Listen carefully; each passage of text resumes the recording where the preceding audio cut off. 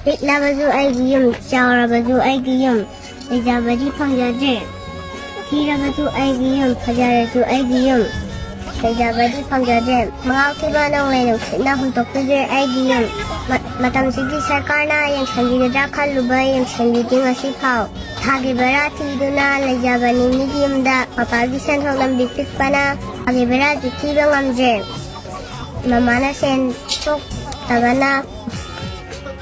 Kung di-presentiro amje, malili na wa department na yung sandigadi ng wani.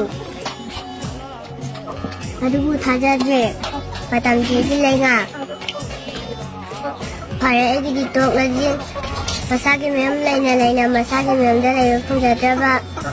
Nilikem dalay ba? Kung sila ba, imay pa mali ikininaw ko na makung mandalay ba pangalom, matamjigilay nga.